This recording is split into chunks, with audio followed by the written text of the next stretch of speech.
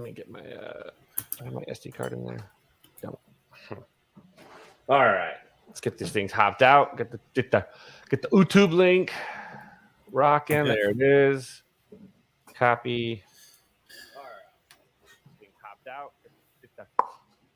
And thought I heard some reverb there. Oh yeah, that was me. That was my. I had okay, cool. What's it called was on. Why am I not able to? Oh, there it is. Desktop changed. All right, and then.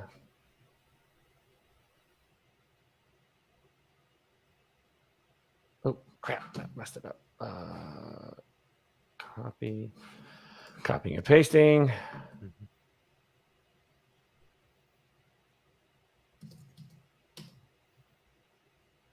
Sox spring training and send. All right, now copy that. Start that.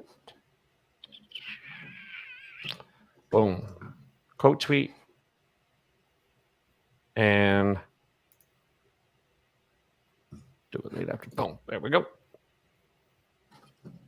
Ready? Let's do this. All these guys in the comments. Jeez, Pete. All right, here we go. Let's rock this. 5, 4, 3, 2, 1, 0. All engine running. Liftoff. We have a liftoff.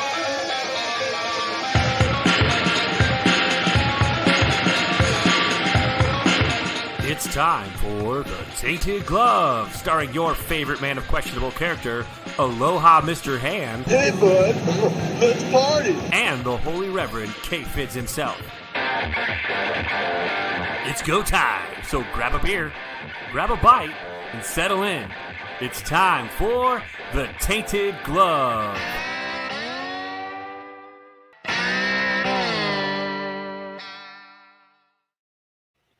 Aloha, and welcome to The Tainted Glove. Today is Sunday, February 19th, and pitchers and catchers have reported controversy brews. And are the Bears actually going to leave Chicago for Arlington Heights? Lori Lightfoot doesn't think so. She's psychotic. But with that, I will turn it over to my partner in crime, the Honorable Reverend K-Fitz. K-Fitz, take it away. Good afternoon, everybody. It's still afternoon or evening, I guess, a little bit, but it's we're doing a little bit early today. So thanks for tuning in. We're starting a little bit early because I have a dinner tonight that I've got to go to. So we were being a flexible, adaptive, like water, in the words of Bruce Lee, so that we could bring this to you. But got a great show for you tonight. As you guys see, I am rocking Svo's face tonight. One of our delicious clothing options that you guys can purchase on the Tainted Gloves apparel page. But figured Svo wore a Randy Moss jersey last night to their awesome Wiener Circle broadcast with the Sports Bum. So I figure I would have him staring judgingly back at himself for wearing said jersey during this podcast. And there was also a topless foe at one point. It did happen? See, okay, yeah. It did happen. Before a little bit of a rundown. Before they even started, Svo did parade around topless. Love it. Well, this shirt is getting topless with Svo. Literally, it's topless Svo. And the goal is to actually have Svo walk into a Sox game shirtless with 5 to 10 people wearing this shirtless with Svo tank top as they surround. I have mine. So that's really the goal. So let's make that happen, kids. All right. So, yeah, you brought it up a little bit. We got a lot to talk about this week. Again, thanks for tuning in. We appreciate you guys joining us in our biweekly podcast. And we're going to talk, like Pete said, we're going to talk spring training, Cubs and Sox, a lot of stuff coming down the line. It's been a lot more of an eventful White Sox spring training than Cubs spring training, but there are good things to talk about with the Cubs as well. But really? Things might have happened. I don't know. I heard something. And then we're going to jump over to talk a little bit about the Bears moving to Arlington Heights. And then we're going to talk a little bit. I'm going to do a quick spoiler-free chat about Ant-Man. I know Pete hasn't seen it yet. But want to throw it out here because it is relevant. And in 2 weeks from now, we'll be talking about Cocaine Bear anyway, because that comes out this week. And I'm super stoked about that. But all that, and obviously, I'm sure there'll be some shenanigans more. And we appreciate you guys here in the chat. We see a couple of you guys already. And apparently, Svo went topless. The restaurant shut down. No, see, that's not true. That place had. Did he do a a Svo shake? Because I would have a Svo shake over a chocolate shake at Wiener Circle any day. Well, he was given, like the song says, all the boys came to his milkshake brought all the boys to the yard. That's amazing. Amazing. So let's jump right to it. It's Svo. He's staring at you judgingly for the Randy Moss. Yes. But forget Big Brother watching. Svo is watching. Yep. It's the eyes of Dr. T.J. Svo Eckelberg staring over the Valley of Ashes here in 1920s New York. Different. All right. Anyway, so spring training broke. Pitchers and catchers reported tomorrow. Most of the position players will be officially mandated to report, but a lot of guys are already there hitting and doing a lot of work. So it's been really kind of fun. It's nice, to get back to the basics, get these guys out there getting drills. White Sox have a new manager, so a new system's kind of being implemented as far as like how they want things to be done and how they, the cadence and just the verbiage of everything. And then the Cubs obviously, are there as well. They're just trying to, push through. Got a lot of new faces with the Cubs, so there's a lot of anticipation or curiosity, even if you will, not even anticipation, but more curiosity with the Cubs because there's a lot of question marks. But not a terrible team, so it's like one of those teams that could maybe make a little bit of a noise. Not going to win anything, win it all by any means, but make some noise. So let's get right to it. We'll get to the Cubs after this because I know that you're chomping at the bit here. White Sox first day of spring training with pitchers and catchers. A certain pitcher reported and was paraded in front of the media. I don't know if, again, we've said this on this show a lot.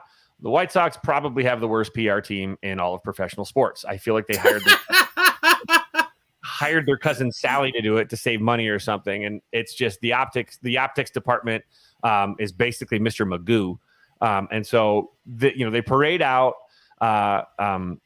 Mike Clevenger, and the first press conference of the Chicago White Sox spring training is Rick Hahn and Mike Clevenger talking about the accusations that have been levied against him from an ex-girlfriend and the mother of one of his children.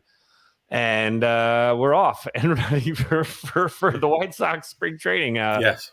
So that said, before we even get into the baseball part of it, I know that there's some stuff. I mean, you had a tweet that was banging yesterday or last couple. It's still banging today. Still banging. It gets to that point. I mean, you're like 1,200, 1,300 likes and a bunch of quote tweets. And why don't you read the tweet or just tell us kind of, or at least sum up the tweet? No, I'll read it. And then tell us, what's go for it. Turn you loose. Okay. So I will read the tweet and then let's just say, and I'll give you the stats before I read it. So as of right now, the tweet has 1,213 likes, 132 retweets, and 14 quotes. And I put this out yesterday morning. The genesis of this was, let me make sure, 2:18. Yes, that was yesterday morning. I put it out at 6:34 a.m. yesterday morning. And the genesis of this tweet was there was a video clip that Daryl Van Schouwen of the Sun-Times posted of Hahn talking about winning back the fans. My response to this was, and I'm reading this verbatim, since you, Rick Hahn, said you need to win back the trust of the fans, your organization has 1. Let Jose Abreu walk. 2. Canceled Sox Fest. 3. Signed Mike Clevenger. 4. Raised parking prices. 5. Plan to go with unproven options in right field and second base during your window. How in the world do you think this is a good approach to regaining fans' trust? Have I missed anything? Now, that is what I said. And some people mistook a couple of things because they thought I was saying Rick Hahn was responsible for canceling Sox Fest and for raising parking prices. No, that is the organization, which I clearly state in there, since you said this, the organization has. And, went on the laundry list of points. And I want to address a couple of the points because I think, with Twitter and the size restraints you get, there's some nuance to it that really doesn't work on Twitter, okay? Like the let Jose Abreu walk thing. It is about Jose Abreu walking, but not him leaving. It's about how did you get a guy from the end of the 2019 season who talked about he was going to re-sign himself and he wanted to be with the team for his entire career. How did you get him in this short time frame to go from that to not even wanting to play the final game of the 2022 season? He did not even want to play that. How did you get that guy to go from the one extreme that he was at to the other extreme? Something had to happen, you know? Now, you canceled Sox Fest. Yes, that was an organizational decision due to many factors. They've never said what the factors are. Right. There's pretty good speculation that it's one factor, and that is they don't want to face the fans. Because if they say, well, COVID, you know, blah, blah, blah. Why did the Cubs have a fan fest? I think most teams had their fan fests this past season. I saw the Cubs. Well, we know the Cubs had one because, and I got to give the Cubs props for this. I thought how the Cubs did it in conjunction with the Marquee Sports Network was outstanding. I give them major props for leveraging the Marquee Sports Network to actually show some of the sessions that took place live during the Cub convention. So I give them props for that. It was a great marketing move to integrate their network and their fan fest together so that somebody who couldn't go to the fan fest could actually watch a session with Jed, with Tom Ricketts. Maybe you didn't like what they said, but you know what? They were there to face the fans. So give them props for that. You cancel Sox Fest. Now, it doesn't matter what excuses you had. And somebody showed this to me, and I wish I would have got a screen grab of it. The Sox Fest convention was listed on the McCormick Place website last summer. And they had a contract signed with them. And if they say, well, the room wasn't available, that's horseshit. You know how that's horseshit? Because they signed a 3-year deal with McCormick Place. So I don't want to hear all these excuses, you know. Mm-hmm. Raised parking prices. Yes, there's been many differences of opinion on raising parking prices, but parking prices were raised. And some people have said parking prices were also raised at the UC and at Allstate Arena. So that's, and again, yes, some people said that has partially to do with inflation. I get it. But if you're a team that is trying to regain the trust of your fans, raising prices, ticket prices, parking prices, not exactly the smartest approach. You know, that's just me. Now, I also said plan to go with unproven options in right field and second base during their window. So, you know, Oscar Colas may be a stud. It's very possible him and Romy Gonzalez may be studs. I am not discounting that. But you're in your window. These are issues that should have been addressed already. These are issues. You've had a right field issue. You know, some would say since Jermaine Dye left. I would go even further and say since Maglio Ordonez left. That's just me. They got a couple good years out of Dye, but that's over 10 years ago. I think Dye's last year was 2009. That's over 10 years ago that you've had an issue in right field. You had an entire rebuild, and you still haven't addressed the right field issue. You know, second base, okay, you traded who you thought was your future second baseman in Madrigal. I get it. But still, again, you're going with unproven talent and an unproven manager. You know, I hope Pedro Grifol works out. I really do. But putting a first-time manager in a window doesn't exactly seem like the optimal use of a manager. That's just my opinion. Yeah. But so getting to Rick Hahn's press conference, I give him credit because one of the things I said before the press conference was they need to have Jerry, Kenny, and Rick out there before Pedro speaks. Mm-hmm. They need to have those guys lined up out there to address this because as everyone and their mother knew, I believe it was Rick Hahn spoke for 35 minutes and 27 or 28 of them were about Mike Clevenger. Mm-hmm. And Hahn, in my opinion, and talking to people who were fans, some know, you know, some are Twitter personalities, some aren't. agreed with me on this. Him saying that, they knew Clevenger had character issues. They did background research and they found they had some other character questions that came up, but they felt that the risk was worth it. Now, you already knew he had character issues. You already knew about the COVID thing, breaking the COVID protocols. And this is the kind of guy Clevenger is. He broke COVID protocols. Yes, you could say he was like 27 or 28 at the time. It's not like a 22-year-old kid doing this. Second, his manager, Terry Francona, not exactly a picture of good health. And don't forget, Carlos Carrasco was on that team, who was just getting over his bout with cancer. What kind of guy is that? And everybody and there were questions about the Clevenger signing from a purely pitching standpoint, not even going into the character part, but a pitching standpoint. And then Hahn has the nerve to say, well, we felt that he had a bad year last year and he had something to prove, so we wanted to add him to the mix.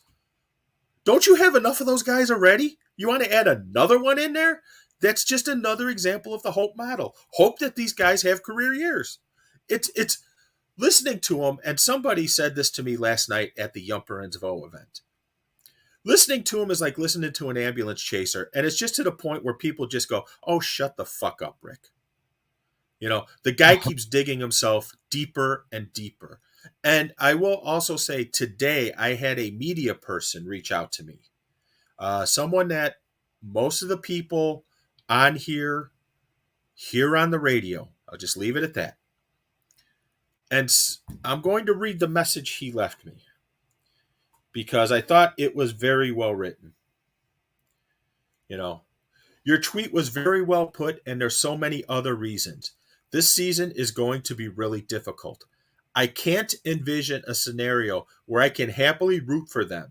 There's a lot of guys on the team who I like and have been good to us professionally, but this Clevenger thing really rubbed me the wrong way. Regardless of the outcome of the investigation, I'm not sure it matters to me anymore with this team. That tells you where the state of the fans is. And the thing I'm seeing with the tweet, which I honestly never expected it to take off the way that it did. Let me just say that. I never expected this to gain legs like it did because people were adding in other things that, where's the pipeline, the continual pipeline of talent? What about, your broadcast team basically trying to force them out or handling the negotiation with the broadcast team the way you handled it, which was another piss poor thing, but we won't go there. People just started firing on all cylinders. Several people commented to me about, Hahn's comments about the trade market will be a more fruitful endeavor. Yeah, how'd that work out? So this team, and again, it's fans venting. I get it. I totally get it. But this team is really, really, really painting themselves into a corner. They really painted themselves into a corner. And my fear, and here's a hot take for you, I have a feeling I know who the scapegoat will be at the end of this season. I just have a fear I know who the scapegoat's going to be, and I'll explain exactly why. Yeah, he traded Troy McClure. It very much ticked me off. Brian. But I can honestly see Ethan Katz being the scapegoat for this. And the reason why I say that is because I don't think there's any chance in hell Giolito's resigning with this organization. That's number one. Ethan Katz was partially brought in as the friends and family plan, which we got to know in the Manny Machado free agency pursuit. Here's Giolito's personal pitching coach from high school. Maybe if we get him around, it'll make him more comfortable and have him want to stay. Second, most of these pitchers that the White Sox picked up in the offseason, Santos and the other one from the Giants and all that, are guys that were previously coached by Katz. And I'm sure that they reached out to Katz and said, hey, what do you think of, Santos?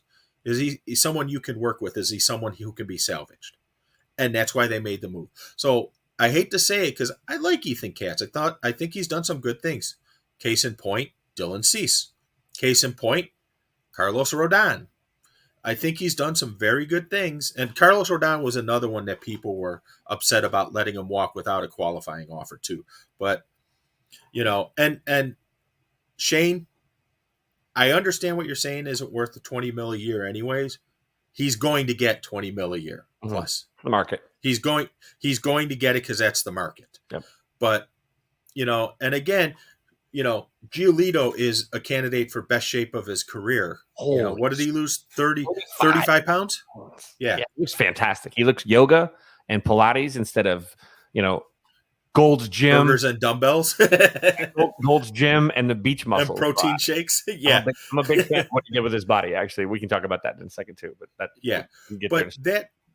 that's the whole thing. And then today, and I sent this to you, because I know we didn't want to talk, I didn't want to talk about this too much, but there was a tweet that was put out, about an hour ago, hour and a half maybe, that there is a podcast coming on Tuesday. And they actually retweeted my tweet and said, this is something we are going to talk about on Tuesday. And it is the Blackout Show podcast. And the Blackout Show is hosted by, and I'm just going to use the Twitter handle and you can figure out who it is, at Guillen's World. Is that like Bobby's World? Bobby's World. Yes. So members of the Guillen family are hosting a podcast and have said that they are going to talk about my tweet on their podcast on Tuesday night. So I felt I should get on here and explain my point of view about things before who knows what happens. That's all I got. I mean, people, based on the comments, and everybody can make their own mind. I know some people told me my opinions suck, which, hey, that's fine. That's their opinion. They're entitled to it. And that's just my opinion. But it seems like I hit a nerve with a lot of people. I think it's safe to say I hit a nerve with a lot of people. I think there's a lot of I don't say nerve. I'd say you hit an empathetic note. I think everybody felt that tweet. I think that's one of the big parts that everyone liked about it was that they all. I mean, it's hard to send out a tweet that has universal agreement, but that one felt like a majority, if not all, of the people that saw that tweet felt it, like they agreed big time, and that's big. Yes, and I got comments from people who just said spot on, to thank you for saying this, to you're a raging idiot, which is very much true. But I use their actions. It's not like I made crap up. These are things that have happened. And again, I think Brian S. Thank you for saying that, Brian. Brian just basically makes the comment, yeah, they resonated more with it than despised it. And, people, like I said, some people were adding more bullet points on. If you go out and I'm not going to read the comment that Shane just said, but by the way, I just thank you for making me laugh, Shane. I'm not going to read that comment for obvious reasons, but thank you for making me laugh. Breaking news, by the way. Speaking of Rick On, the White Sox have just announced a new signing to bolster the pitching staff. A Philadelphia product, actually. It's pretty exciting. I heard he's got a lot of talent. So the White Sox announced today a 1-year deal for $4 with Max Patkin, who will be playing. Who will be the 5th starter in the Chicago White Sox organization. The Clown Prince of baseball. And at second base, they announced the signing of one Hank. Hank the Tank. Hank's out at second. He's going to be the captain of that team. Yeah, Hank will be playing the Hank 2-bagger this year for the White Sox. Oh, Hank! I just needed. Yes. Hank will be the captain of that team. Yeah, Hank will be the captain of that team. And if you need a scouting report on Max Patkin, watch Bull Durham, because he does do some pitching in Bull Durham. Crash, come here, like so bad. Like, awesome. Like I love him. He was a great. Like you younger people, you have no idea who Max Patkin is. Look him up. Mhm. He's the guy that would go out there. He was better than the San Diego Star or the San Diego Chicken. Chicken. He was better than He was better than Andy the Clown. He was better than the Chicken. Yeah, better than the Philly Fanatic. He didn't wear a costume. He just wore the uniform of the team that he was performing for. And goofball. But he did play. Again, he was coach for 3 years. He coached. He was an Indians coach for a second too, actually. I didn't know that. Yeah, he actually pitched. He gave up a bomb to who was it? DiMaggio. I think he gave up a home run to DiMaggio, and in mock anger, he threw his glove down and chased him around the bases. And then that's when he got his idea to like be a comedy actor or whatever. But so you bring this up to now. You talk about the disappointing part, the front office stuff. Let's get into a little bit more of spring training now stuff too. The Giolito thing. The dude has dropped 35 pounds. He went from being a meatball to he looks like a yoga instructor. I would say he went from being a tank to a yoga instructor. Tank to glider, I think, like a tank to drone. And he looks great to me as a pitching coach myself, and as someone that really like. I do look at the bodies, and I'm not a big fan of mass. A big ass, big legs. Absolutely, that should be. You should be a huge core and lower half. A great guy to illustrate that. Yeah, a great guy to illustrate that is Carlos Rodon. Mm-hmm. Huge tree trunk legs and a huge ass. Yep. Mark Pryor was really that too. Him and my man Jack. God, Cavzilla! Holy Christ! Half rivals, and you look at even like a Kershaw. Kershaw's kind of skinny up top, but then when you look down below, he actually has a big core. He's got bubble butts. You want bubble butts, right? Almost in a sense. But looking at Giolito, his body looks great. He looks like whatever he did this offseason, it showed that he was working hard, because you can't drop 35 pounds just. No. That requires work, dedication to a diet, and a lot of things. And I think that. Just from my perspective, seeing that, I think you guys as Sox fans can expect a very good season from Lucas Giolito. I think you can expect a healthy season from Lucas Giolito. I saw some Nimrod throw out like, "Oh, you lose all that weight. I'm really scared he's going to hurt his hamstring." I'm like, no, he actually has less mass on his body. He's less inclined to get hurt now. He's literally gravity. It's literally gravity. He's going to be able to cut faster. He's going to be able to bounce off the bump quicker. That's 35 pounds. That's a small child that he has lost in weight. And now he's going to have an opportunity to go out there and maybe show some things. And I like a hungry guy. A hungry guy that loses weight is always a good thing. And I don't think he's going to be throwing out those best shape of his life kind of comments.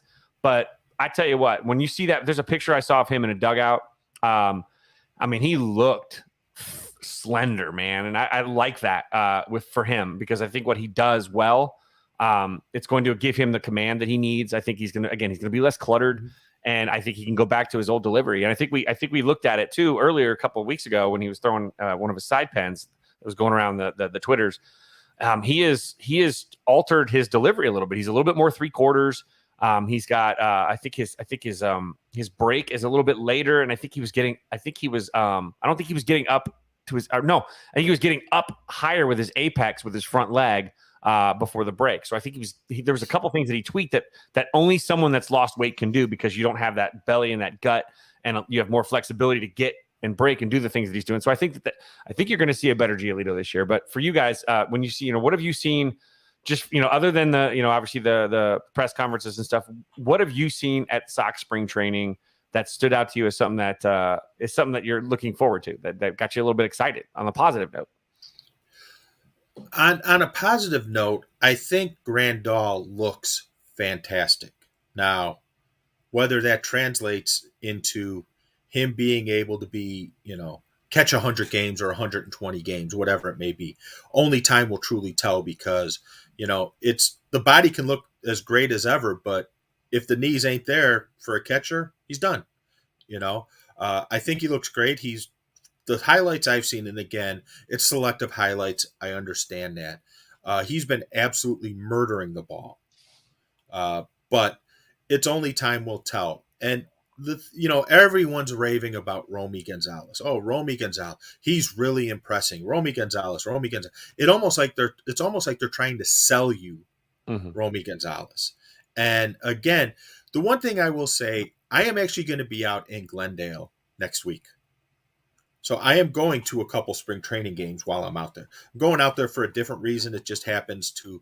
I also get the chance to go to a couple spring training games while I'm out there for other reasons. So I am actually going out to a couple games. I'm going to see the Sox play the Mariners, and then I'll see them. The game. There's 2 games I'm going to. One is in Sunday in Tempe against the Angels. So I'm hoping I get to see a little bit of Shohei. I doubt it, but one can hope. And then Monday, the Sox are at Camelback against the Mariners. So I'm going to see him there too. And the Monday game will be televised on Comcast Sportsnet or NBC Sports or whatever the hell it is now. Right. You know what channel I'm talking about. That game will be televised. So I'm going to try and get as close as I can to home plate to try and be on TV to wave to everybody. And somebody asked me last night if I'm going to hold up a sell the team sign. We'll see. You know, it might be. I might just wear the topless faux shirt and put that on TV.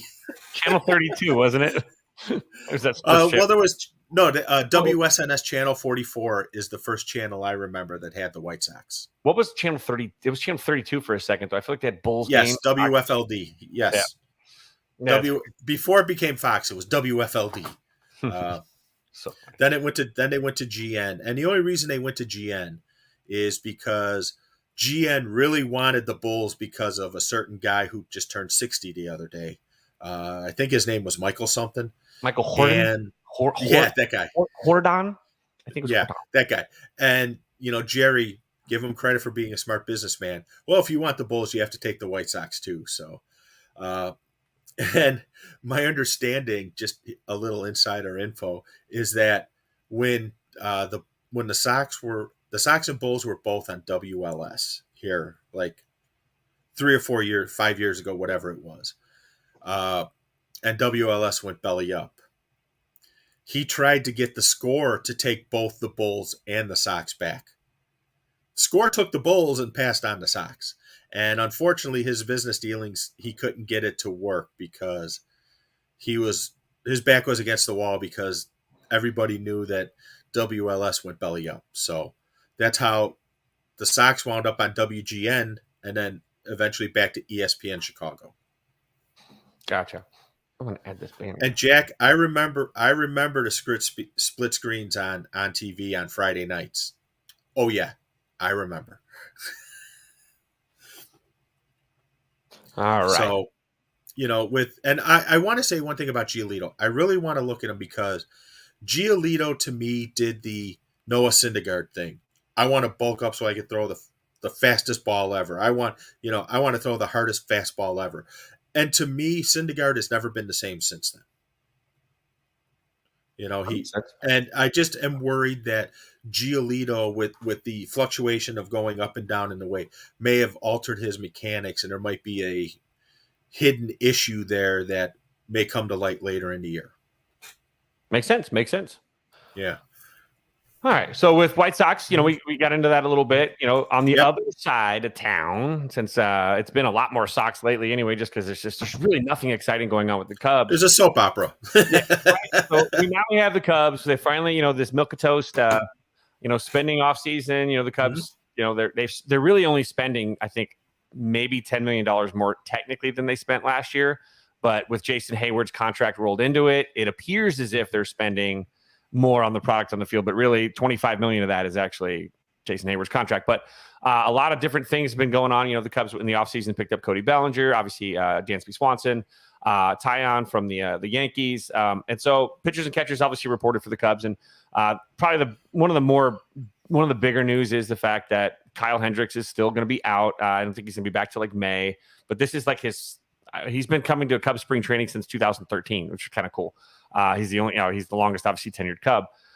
So that's kind of something that's kind of disappointing, but that does open up a fifth spot when it comes to the Cubs rotation and who's going to take that fifth spot. Now, David Ross has thrown out a list of possible contenders for this job, and it looks like it's going to come down with Hendricks out, Javier Assad, Hayden Wesneski, who's a younger guy, and then Adrian Sampson, all getting their opportunity this spring.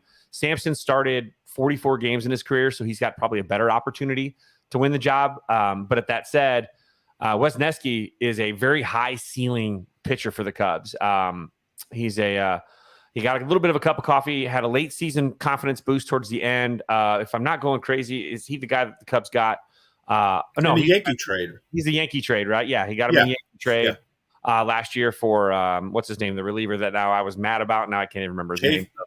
Chafin? No, not Chafin, the side armor. He was the guy that dropped down, and it's fine. Wesneski looks like very well be a guy. Last year, he did put up a 2.18. He had a couple bad starts early, but then towards the end of the season, when everything was over, so you don't want to put too much weight into it, he did have a 2.18 ERA, 33 Ks, and 33 innings pitched. So if this is a perfect world, Wesneski wins the job because that means he's dirty and he's filthy and he's kicking ass. So that's one big part of it. So that's a competition to watch. Is they're looking for the fifth starter. With the rotation the Cubs have, like we've talked about it in the past, they have really a bunch. They've got like 3 number 3s or 3 number 2s. 3 number 3s. I'd say more 3s than 2s. Then they've got like 2 5s. But with that said, if Wesneski pans out, now you're looking a little bit more. I mean, you got Stroman, obviously, who's theoretically he's the ace of the staff, but he's the ass of the staff sometimes too. And he's hit or miss. Sometimes he's really good. Sometimes he's really bad. He does play very good defense. You've got Jameson Taillon, another guy that's like a number 3.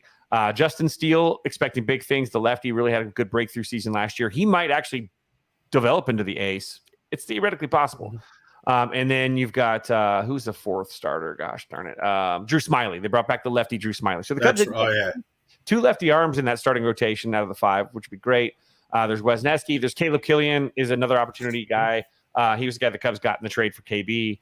But you're looking at really, either Assad, Sampson, or Wesneski in that 5th spot. You're looking at Stroman, Taillon, Smiley, Steele, and in whatever order, I have no idea. Because again, they're all so just kind of like bunched up together. There's no clear cut number 1.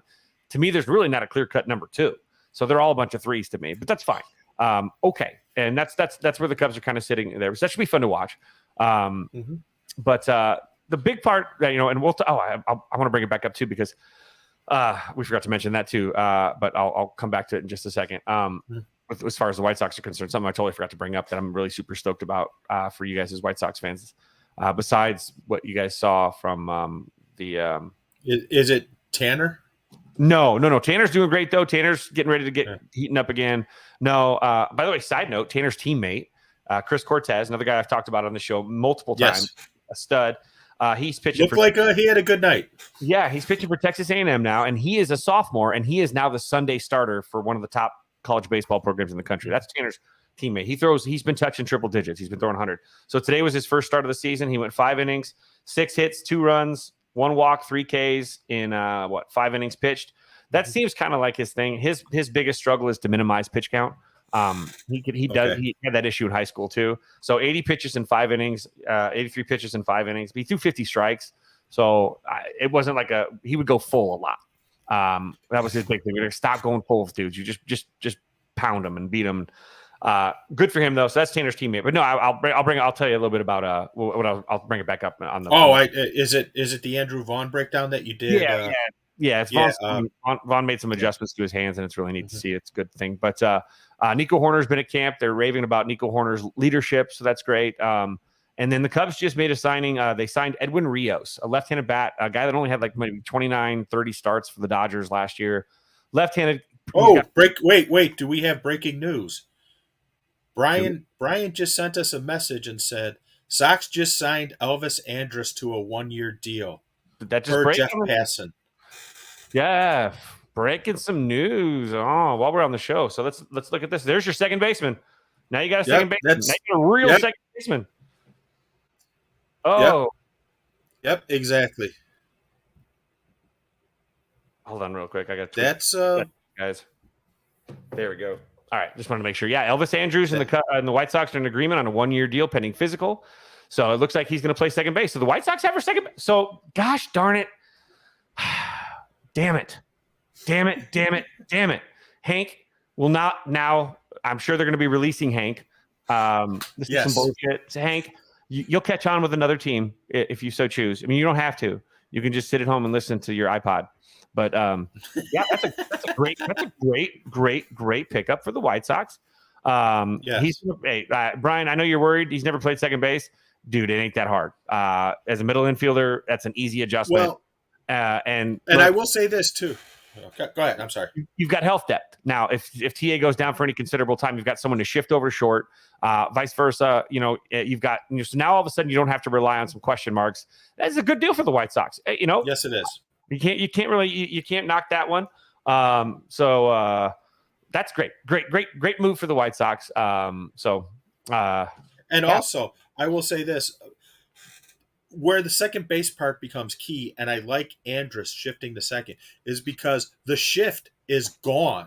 You can't have the stationary second baseman anymore because you're relying upon the shortstop help over towards the bag.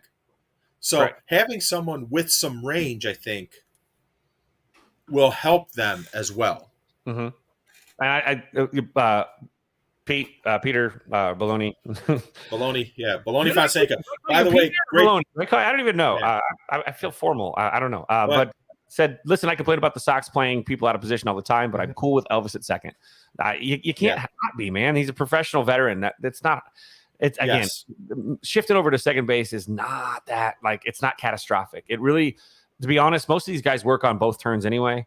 I feel like a guy like Elvis Andrus has been working on his game at second base, preparing himself to be flexible with the market wherever he signs. So it's not like he's just starting this because I signed with the Sox now. Let's practice this for the first time.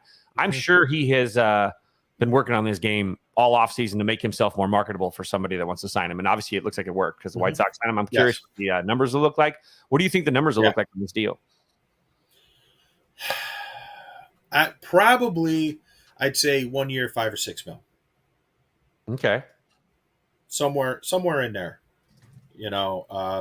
I think if it was more than that, it's probably that the White Look at what just came across. We get porn? No, Brian sent us a message. $5 million. Oh, $5 million. Excellent. Wow. That is a freaking tastic deal. Yes, that's bargain. Because I was going to say, if it was more than that, I would say they had to pay a tax because he was being either A, he didn't want to come back, or B, he was being recruited by other teams as well. Oh, that's Brian's prediction. I got you. Okay, that's not. No, I think because Passan does say in the tweet it's projected he'll play second base, and again. I like adding a guy who has range there, especially with the new shift, with the shift being gone, if you will. Yep. Because I know some people were like, "Oh, just put Jake Berger out there." No, please, God, no. Part of the problem with the White Sox team for years has been their defense, giving up the extra base, causing pitchers to throw more pitches because you're giving up extra bases and things like that.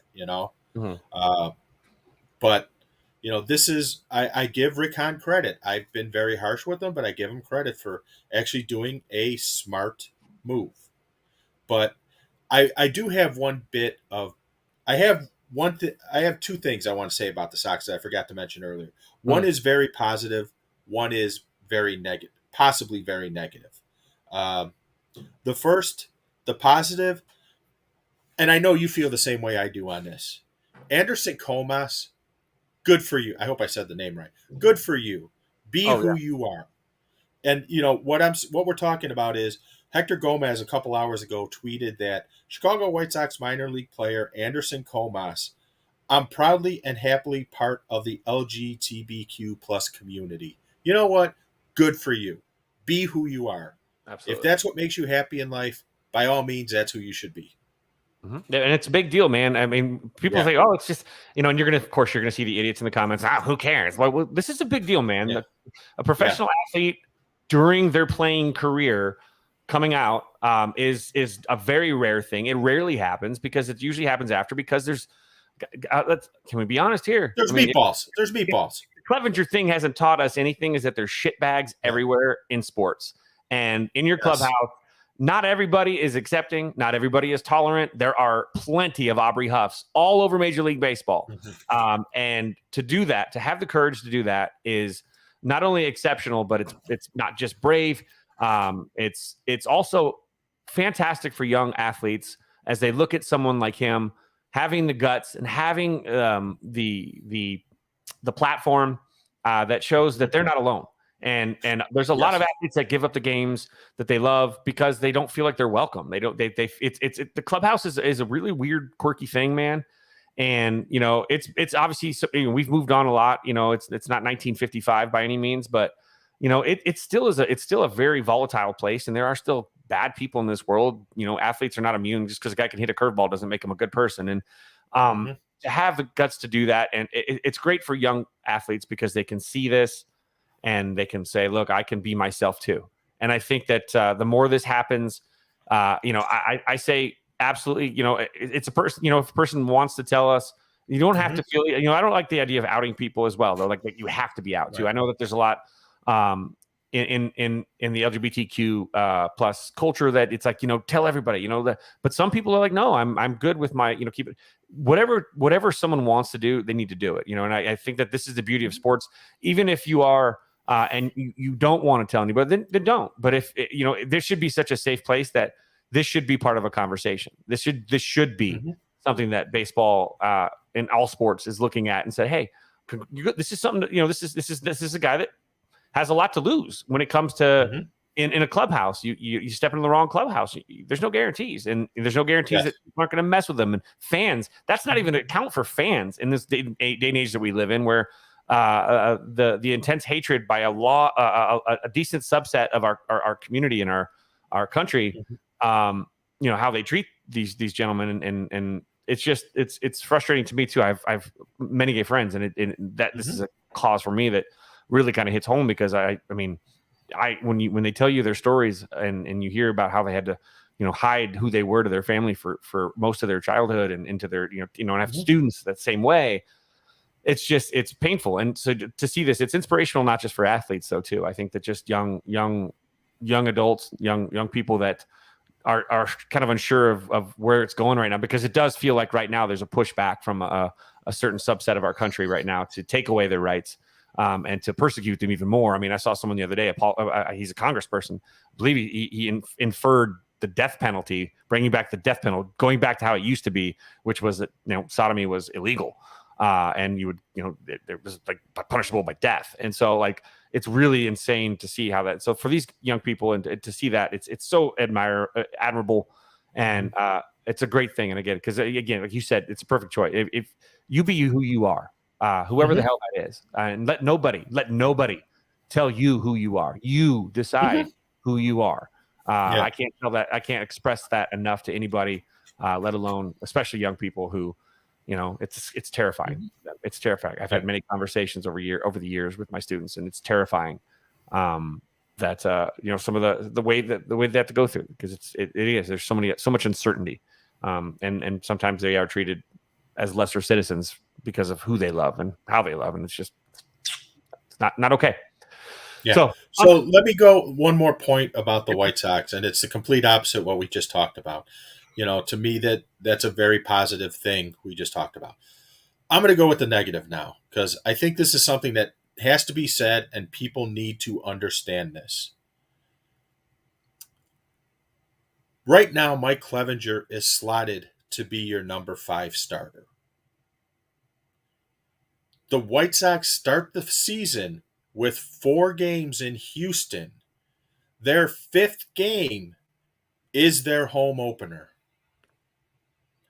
If you want to talk about being really fueling the fire of fan anger, keep that rotation structured the way it is. Because if you think about it, you're not going to move the first 3. You're not going to move Cease, Lynn, and Giolito.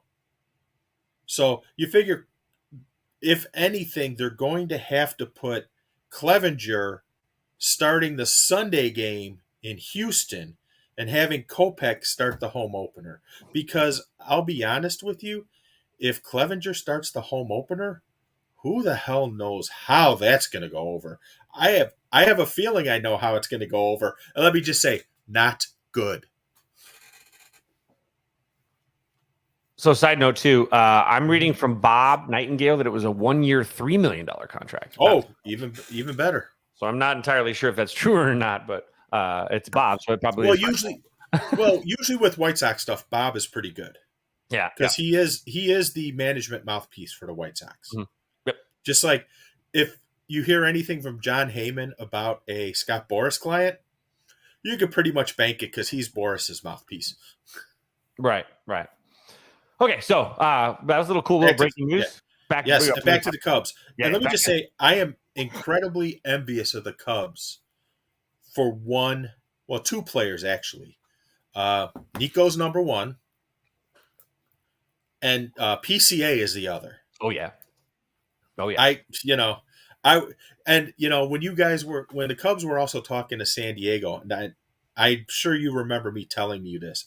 I'm going to be fucking livid if the Cubs got Robert Hassel III. I was just like, if the Cubs get this guy, it's going to be fucking ridiculous. Well, they got a guy. I really like him too. They got a guy that might be as good or better than Pete Crow Armstrong, and his name is Kevin Alcantara. I've heard he's been hitting bombs, and he's a glute. He's 6'7". He's fast. He's athletic. He's more of a Mike Judgey kind of like Mike Judge. You mean Aaron Judge? Aaron Judge. There we go. Yeah. It's been a while. Judge, a gentleman who gave us Office Space and fire. Shut up, butt wipe. So that's another really good one. But yeah, so we were talking about before the breaking news too about the Rios signing. The Cubs signed Edward Rios. Rios has some power. Like he is kind of like he's a third baseman. He's a left-handed Patrick Wisdom. The difference is between him and Wisdom. I mean, there's a reason why he played probably only 31 games with the Dodgers. And it's not because he's not great. It's because Max Muncy exists and Justin Turner. And so it's not possible to feed that many mouths. And so for Rios, this is his first opportunity to get to play every day. We've seen Wisdom play every day.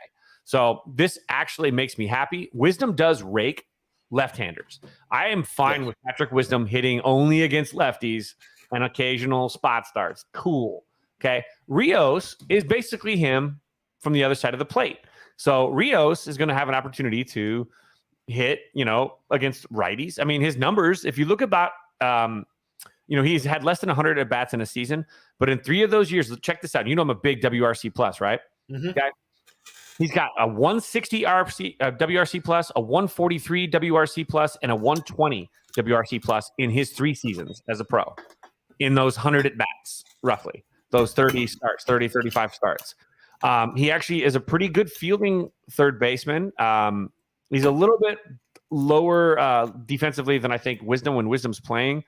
But last year, Wisdom, he needs to be a little bit better with strikeouts too. But Wisdom last year had a -8 runs prevented and a -11 outs above average, which was dead last among qualified third basemen.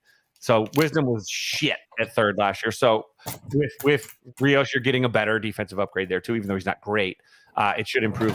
You got such a good middle defense, really. If you want, I mean, the left field's a Gold Glover, center field's a Gold Glover, Dansby Swanson, Nico Horner up the middle, and you've got a defensive catcher that's actually pretty solid too. You've got yourself a pretty good defense, at least for the Cubs. So that's a good thing to see. So the Rios thing, I also see him as a really good bat off the bench as a pinch hitter when you need a long ball. That's also a really good opportunity. You got to add these parts. These are important parts. And I know Cubs fans are like, this is a yawn. These yawners are the ones that actually give your team consistency. And so now you've got Hosmer and Mancini over at first. And now I will not take any of this Hosmer slander, Brian. I refuse to accept Hosmer slander. I like Hosmer Mancini. Mancini is fine by me, but this is only for a little bit of time. Until Hassini, until Matt Mervis gets his opportunity. And here's the thing. Matt Mervis could come into camp this year and absolutely fucking rake. And that's what needs to happen. If that happens, there's a lot more work. The Cubs have a lot more options with guys like Hosmer and Mancini. That takes all the guesswork out. And so, but I'm fine with having Hosmer and Mancini as the option going in to take the pressure off of Matt Mervis, who did hit I mean, what he hit like 40 some odd jacks in the minors last year. So I dig it. But now the Cubs. I mean, this is basically the Cubs roster now. I mean, all the arbitration stuff's basically done. There's limited free agents. You know, you might add a piece or two, but I mean, I feel like both teams have now. You know, with Elvis Andrews signing today, for example, I think the White Sox are pretty much done now too. I think we really got. I think so. I think we've got our rosters. I think we've got now, you know, starting tomorrow, we're going to get to see these guys. And we've got baseball. When is the first Sox game is on Saturday, right? Yeah, both teams, the first games are Saturday. So that means Saturday, I'll be sitting on my butt streaming and watching baseball. Yeah. There are 2 games on Friday in Arizona. It's who is it? Mariners and Padres is one, and I think it's Royals and Rangers is the other. Mm-hmm. So I get out there late Thursday night, so I'm going to try and see it 2 games. I would just see the Rangers Royals just because that kind of thing. Oh, you're getting Luke's internet a little bit. Brian, good point. Nice. Getting drafted pod, Brian, the Tainted Glove, one of our Tainted Glove Network shows. Brian is going to be magnificent. I can't even say magnificent. The Magnificent Stan. Magnificent Stan. We'll be doing a playback with the Sox game, which is awesome. I think that's fantastic. Maybe I'll hop on that playback with you. I love talking just in-game strategy baseball stuff. I don't know. Maybe I'll sneak myself in. I'm forcing myself on you. Wait, that sounds really Big Benny. Anyway, so with that said, let's jump to the next thing. Another big news coming out of Chicago this week was that the Chicago Bears have closed. Did they close? Is it closed? The deal is closed. They closed the deal. Land out in Arlington Heights for the projected new stadium for the Chicago Bears, which of course led to a whole bunch of other things happening, like Justin Fields saying, "Oh, I would prefer a dome." Justin Fields doesn't want to play for the Bears anymore. Like, what the hell? That's, I mean, my God, grasp at straws, will you? So we got the Bears going to Arlington Heights. That's actually where that's not true. That's not true. The Bears just bought the land. Lori Lightfoot has said that the Bears will be staying at Soldier Field in Chicago. And we know she's on top of things. Jesus, Lori Clubfoot. So so I'm actually from, I went to high school, to Lake Park High School out in Roselle, Bloomingdale, Medina, whatever you want to call it, all the above. And so that's not too far from Arlington Heights, very close, actually that's that near Palatine areas where I used to go to the cages. And obviously that's where we go to see a lot of movies too. So, that's I think it's where Arlington Track used to be, right?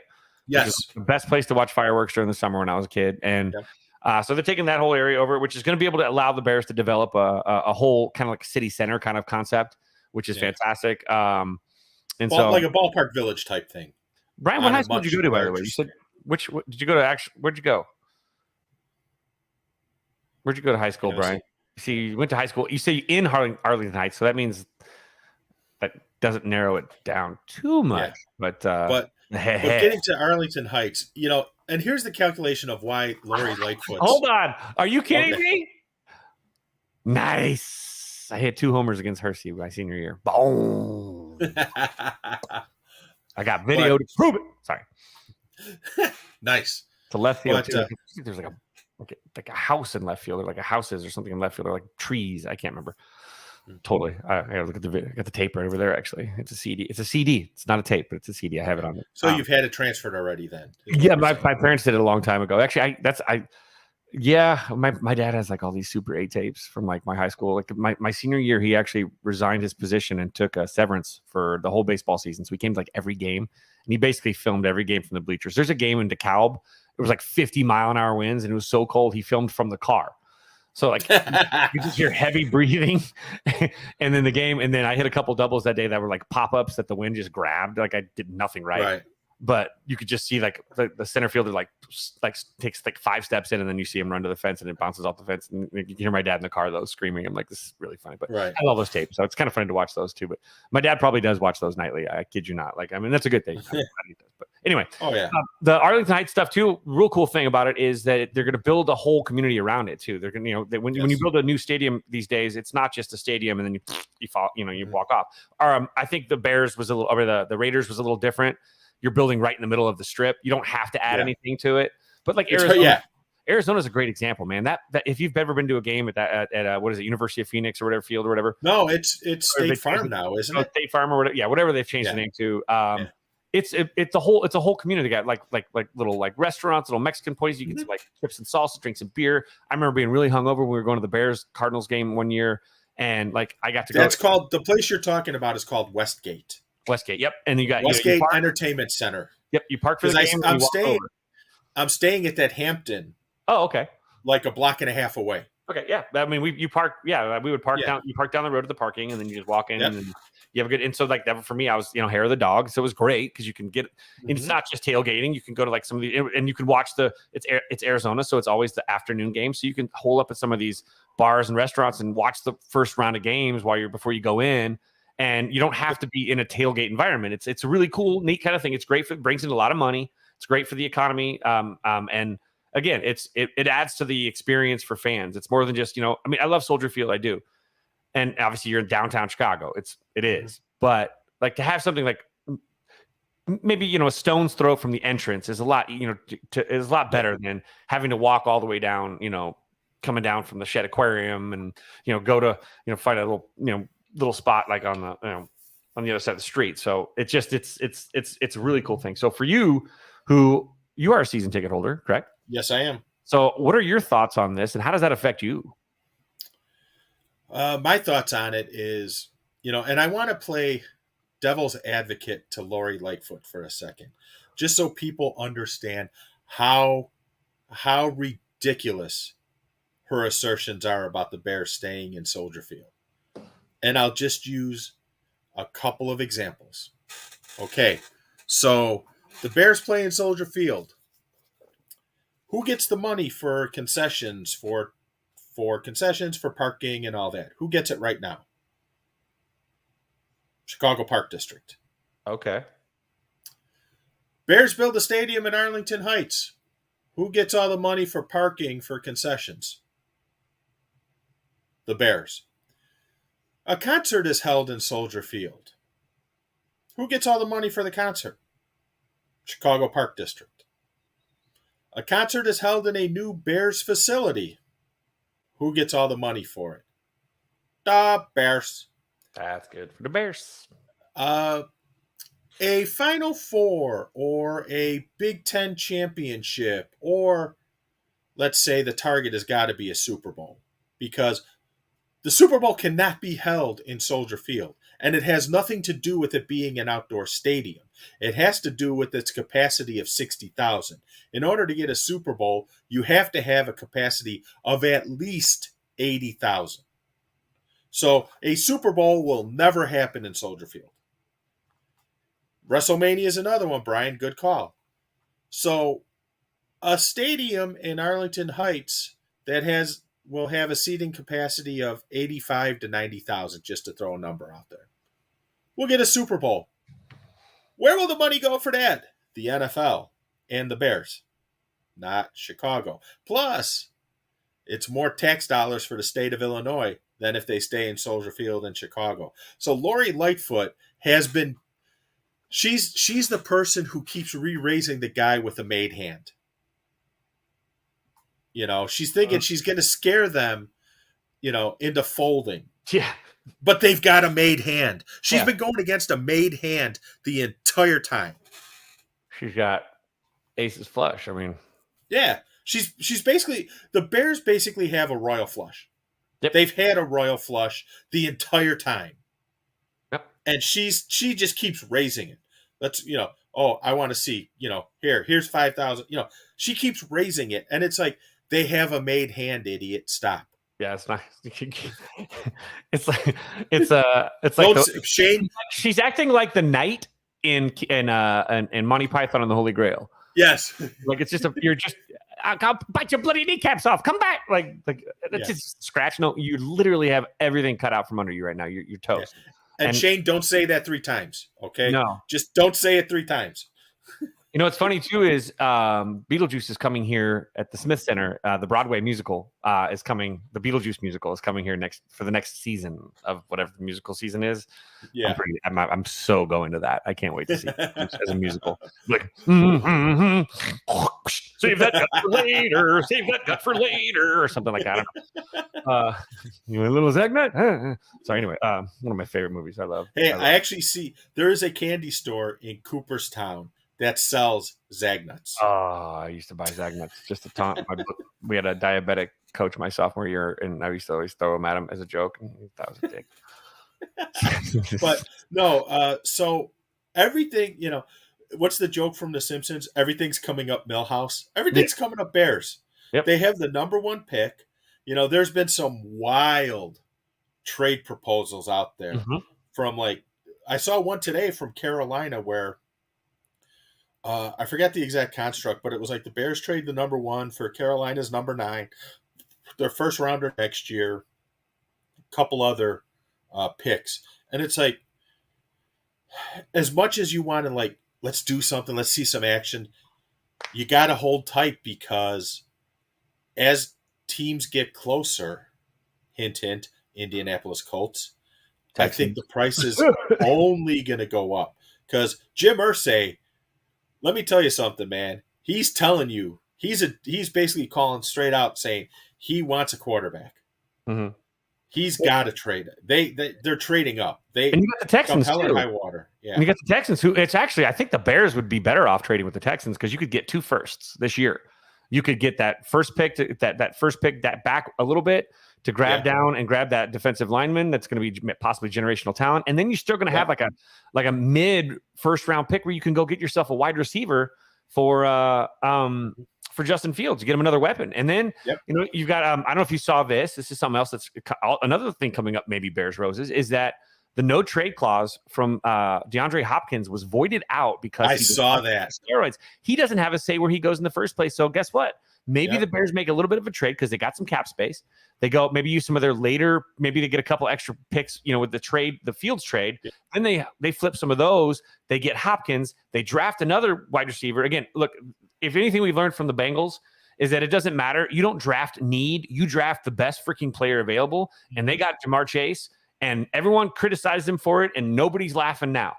So the Bears go out and get, I know that Justin Fields wants what's his name from his old receiver, the Ohio State guy, yeah. So I mean, there's a lot of stuff there, plus the salary cap space, and you're seeing a lot of these big name offensive linemen. I know the Broncos are about to cut one of their best linemen as a salary cap. You're going to see some of these salary cap. This is where you spend the money. You use that cap space to build a line. You don't draft a line. If you can draft a bunch of weapons. That's where and you build out your defense that way. That's probably, you want to be able to do that. I think the Bears actually defense isn't that far off. No. They have a great secondary. I think the secondary is healthy now. Is going to be a force to be reckoned with. They had to learn. There's also another player who might be a cap casualty who I think would look really good coming back to the Bears. Get Khalil Mack back. Heck, I'd be fine with that. I mean, I'd rather have. I miss Roquan, but yeah, bro. I mean, how you saw this? This is the genius of the trade with the Eagles. They made that trade to send Quinn, and Quinn was a no-show in the Super Bowl. Yeah. So I feel like the Bears won that one just because they got rid of all that salary cap space, and the guy that was supposed to help was a no-show when it mattered most. And let's be honest, he really didn't feel like he was really a Bear anyway. I mean, so that one didn't hurt. That was just you understood the move, but I think that this you could not be better set up as a franchise. And I talk about this last weekend at the golf tournament we were playing with Coach for my mentor passed away a couple years ago, and we were playing this golf tournament. He used to have the epic Super Bowl parties where basically O.J. Simpson basically admitted to killing Nicole at some golf outing that was allegedly, right? But he would have these huge Super Bowl parties. Like dudes would be like running through doors wearing a football helmet, stupid shit, like crazy. And so his daughter, in honor of him, has this golf tournament now every year. She started. And so we played in it. And a lot of conversation about the Bears with the group that I was with, a couple UNLV fans and my buddy Matty, who's a Raiders fan, actually. But we were talking about the Bears. And the Bears could not be better set up. When you've got all that, you got twice as much cap space as everybody in the league. You got the number 1 overall pick, but you also already have your franchise quarterback. You have a defense that's not totally like void of anything. You've got, you got a good tight end. You got a good number 2 or 3 with Mooney. I mean, if you add a couple more pieces to that offense, weapon wise, you've got a really good offense, and then you get to line. And so they're so perfectly set up. And now, of course, like with the cap space, the stadium, the draft picks, like they're just if you screw it up, you can't have a better opportunity to not screw it up. Like yes. This is it. This is the point for the Bears. This is literally the genesis point for a possible really, really great decade of Bears football if they do this right. You know what this reminds me of? And I'm setting the Wayback Machine a little bit. This reminds me of like, it could be like the Steelers of the 70s. They had all those great, they got Green, they got Bradshaw, they got Swan, they got Stallworth, they got Lambert, they got Ham. In a matter of like 3 or 4 years, they drafted all those guys, which was basically the core of all those Super Bowl championship teams. And, it's like, this is the time to strike. You're right. This is the time to strike. And to Shane's point, I would love to see Carter drafted by the Bears. Me too. That's the guy I really want. And Georgia, I right? understand. Georgia kid? That? That's a Georgia kid? Yeah. Yes. I know a lot of people are high on Anderson from Alabama. I'm not saying he's a bad player. Not at all. Give me Carter, though. Yeah. Give me Carter. How sad this is that in talking about the Bears offense and their weapons, because he hasn't, even since the trade has been a no-show, Chase Claypool. Like all of a sudden you put Chase Claypool in a situation to be number 3 receiver. Yes. Or maybe get forced out. That would suck. That wouldn't suck if that would be great because somebody's really performing. But they have some weapons, like they do. They're not like the cupboard's not bare. And again, Cole Kmet is only going to get better. I love it now. I'm such a Cole Kmet stan, and I remember how many people crapped all over him, and I remember how much people gave me shit just for being such like it's not just because I'm a Notre Dame homer. The dude was so young when they drafted him. He was 20. The guy has got more. He is already statistically on pace to whatever, at least consistency wise, he's already got much better stats at his age than Kelsey did. And Kelsey was basically still in college when he was Kmet's age. Same with Andrews and same with who's the other tight end too? Like he's a young dude. So like they're in good shape. Are you thinking Kittle? Is that the other tight end? Kittle, yeah, Kittle, same thing. Kittle was like 25 when he finally started making noise. Same with Kelsey was like 25, 26 when he started breaking out, and Kmet's breaking out at age 23. And he's got a quarterback, he's got an offense that's going to run through him a little bit. And he's a beast. I love the dude. He drags people with him. He was, again, some of his best games at Notre Dame came against Bama, man, or Georgia, or maybe Georgia or both. I remember, I think it was a Georgia game where I think he had like 8 catches for like 100 and some odd yards. He was carrying dudes from their elite defense. He was pulling them like 5, 6, 7 more yards. He's a beast.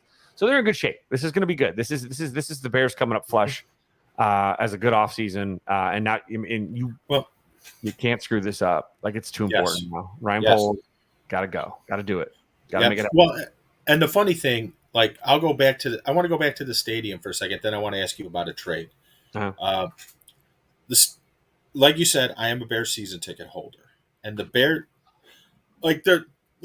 all the signs pointed to the Bears buy as soon as it was announced, like their intention with Arlington Park, and then the Rivers Casino partnership was announced, which happens to be owned by Churchill Downs, who also owned Arlington Park. There's just too many signs there saying this was going to happen. But the one sign that is a subtle one that was like, okay, this is happening, no doubt about it. It was a subtle sign. I was assigned a season ticket rep with the Bears. I never had one until this year. Now, these guys have to be in place for one reason and one reason only. That is to start selling PSLs. Mm-hmm. It's got to be. And I'm just waiting. I mean, obviously, they're not going to do anything at this moment. They're going to have to announce the stadium, like what the design is and everything else. And then you're going to see the mass mailings going out to all the season ticket holders about, be the first, get in on the ground floor, buy PSLs. And I will tell you, there is money set aside I have money set aside for PSLs. So, the Raiders ones, this could be the year that they pay off, because there's a little event going on about a year from now there. Oh yeah. Actually, last night, so I was at the Power of Love Gala last night, the annual event that my fiance's company helps run with. Last night was like Sammy Hagar, Rick Springfield, John Mayer, Paula Abdul. How did Sammy sound? Sammy sounded great. He was drunk. He was drinking. He was doing shots of Cabo Wabo on stage. Of course he was. The best part, though, was at the end, after John Mayer came out and played, John Mayer and Michael McDonald duetted. So Michael McDonald played keyboard and sang. John Mayer was playing backup guitar for him. It was great. But anyway, they had an auction to this thing. It raises like $7-8 million for brain cancer research with the Cleveland Clinic. It's a great event every year. We had to run the purple carpet. I got to hang out with Alice Cooper. Alice Cooper performed too. My bad. I forgot about that. Duh. I got to actually I took him to his green room and then escorted him to the red carpet and then escorted him back to his green room before the performance. Do you ask him if he knows? Do you ask him if he remembers My Suck Summer working for him at his restaurant in Arizona? It's so funny though. His guy, his assistant, who's been with him since like 1986, as they're walking in, he's carrying his bag, and in that bag, sticking out, is that magician stick that he has that he always. Oh yeah. You know what I'm talking about, with like the white ends on each. Yes. It's me up, but I know this is totally side topic. Alice Cooper is so nice, like so cool. I'm going to say this right now. Most celebrities like that, they don't get. There's no such thing as a watch. There's no such time as a flat circle to them, right? And they with him, he gets in there. His wife was lovely too. I think her name was Cheryl. Really nice, and just talking the whole way. And we get down there, and he's like, do you need anything for the red carpet? He's like, I'm good. He goes, maybe I can make my leather jacket. Maybe if I sit in this chair weird, I can make this leather jacket look even older and more beat up. And he was being really funny. But he literally, it's like all about being on time. Like most celebrities are like, screw time. He's like, hey, look, I know I'm supposed to go to the red carpet at 6:20. Any chance we could get up there by 6:15? Because, I always believe that if you're not early, you're late. And I'm like, did I just hear a coach's comment quote from Alice Cooper? And he wanted to get up there. If you're not early, you're late. So we got up to the red carpet 5 minutes early. Like he doesn't mess around. I was like, that's such a class act. Like I'm just, and again, he had such a funny, of course I made a Wayne's World joke about not being worthy. Okay. I'm sure. Yeah. Algonquin for the good land. And for him, he's just so cool. So I was like, that was like a cool experience. But anyway, you should have asked him about his golf game. Oh, he plays golf every day. We were in the elevator. Yes. And some guy said something to his wife about, hey, I talked to you about it. It was a weird, creepy dude. And he's like, I talked to you about the golf tournament. And she's like, oh, cool. And we get in the elevator. She goes, I have no idea what he's talking about. And then Alice Cooper's like, I go play golf every day. I don't know anything about some golf tournament that I'm involved with. And I'm like, that's really fun. I'm like, you play every day? He's like, yeah, I play every day. I'm like, oh, man. Yes, he does. So we were talking about that. But anyway, so that's side note. Back to it. So last night at the auction, though, they did this huge auction. Like they auctioned off a round of golf at the Summit Club with, who was it? It was Mark Wahlberg, obviously. And then a pro golfer. I want to remember his name. I want to say it right.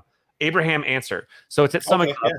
You get 2 threesomes. So each threesome gets one of them. You get Mark in one group and the other kid the other. At Summit Club, which is the most exclusive club here in Vegas, the best golf course in Nevada. It's it's like $500,000 membership fee and like $75,000 a year. That's the place that Tom Brady bought property just so he can buy himself a membership at the Summit Club. He never actually built a house. It's just like literally just property. So he can, in the Summit Club. That's where KB's a member. So anyway, so they were giving all these really cool things. It's on a 1 hour lesson with Andre Agassi and Steffi Graf, tennis lesson from them. Wow. Weird things like that, right? So one of them was, though, because Mark Davis is a big supporter of it, and he was there last night, and he's a fucking ninja, though. We were supposed to try and catch him and get him to the pink carpet, and he snuck by somehow, and he never sneaks. This is the first year in 4 years that he's gotten by me. I usually Mark get him. Davis or Raiders Mark Davis? Yeah, Raiders owner Mark Davis. Yeah. I always snag him and get him to the red carpet, and this year he snuck by somehow. I think he went a back door. I don't know, because there was a different setup this year. They didn't have to come upstairs at all if they didn't want to. So I think he went through the bottom and then just went right in. But anyway, so they had an auction for Super Bowl, 4-pack Super Bowl tickets in for the Super Bowl, and it was like, I think someone bought it for like $120,000. Like it was insane. I mean, the Formula One package, someone bought for like $700,000. Someone donated like $1.2 million at one point during the night, just because. I'm like, God dang. But yeah, so the Super Bowl thing is going to be very profitable for you. And by the way, I'm in full disclosure. Pete was really kind enough to give me his login so that I can use as a season ticket holder. I was able to get Prime access to Beyonce tickets. So I spent, basically my life savings to my nosebleed Beyonce tickets for my fiance. But I know that she's going to be super happy, so that's all that matters. But Well, I loved your response when I sent you that message, and your response when you asked her if she was interested. I don't even remember. What I said. die. I die. Oh yeah, I die. That's right. Yeah, I die. No, I was like, yeah, I think it's a yes. I think it's a yes. So for you, what do you for you as a season ticket holder, like with that Super Bowl, like how does that help? Like as a season, because again, if you're a Bears season ticket holder and they finally have the Super Bowl there, blah blah blah. How does that benefit a season ticket holder? Like you just get first access to the tickets. Is that how that works? Or it's a lottery. You get in the lottery, okay? And how much are those? Do you even know how much those tickets are running for yet? Have they given you a number? I can tell you last year, I'm using the Raiders as an example. Last year, they offered the opportunity to put a deposit, key term, a deposit down for a ticket to the game, one ticket to the game, and lodging, probably at Mandalay because of the proximity, or they might put you at the Stratosphere for all you know, or the Rio as it's being torn down for the Oakland A's. But that's a topic for another day. But the down payment was $2,500. The bill roughly came to like $8,000 for one ticket with lodging. I'm reading this too. It also says that you get they're basically season tickets will get an allotment of about 5% of Allegiant Stadium's capacity for season tickets. Oh no, that's the general public. Excuse me, those are general public. Yes. Seats. Sorry. So how much? Because both teams get a lottery. So what happens is the day after the championship games, there's a randomized lottery drawing, for lack of a better way to put it, and then you're notified on whether or not you qualified to get the tickets. But then you have to go and actually, like when the Bears made it to the Super Bowl in 2006, a friend of mine who was a season ticket holder, got tickets to the Super Bowl. Uh-huh. He got in the lottery. He had to go, he got the email late Monday, and he had to go there Wednesday to pay. Gotcha. And you only had a window of like 1 day to pay. It's not like you had a payment plan or anything like that. It was like, you need to be here between 9 and 5 to pay. Makes sense. Well, I'm seeing here like Arizona for the Super Bowl from Ticketmaster, so I'm assuming that's like the price. It's not like a secondhand sale. Although SeatGeek had it for cheaper. That's weird, but with higher fees. That's interesting. That's so weird. But according to this, Ticketmaster or Game Time app had it. So actually, Game Time app is the cheapest tickets. Apparently, I mean that's a resale market though. I don't. If these are what they cost, like I mean, maybe this is right. It said Ticketmaster was $4,800 with fees. If that's per ticket. That sounds, does that sound like that's about it? That sounds like it's nosebleeds on the secondary market. Gotcha. Okay. So that's a secondary market kind of price? Yeah. Yeah.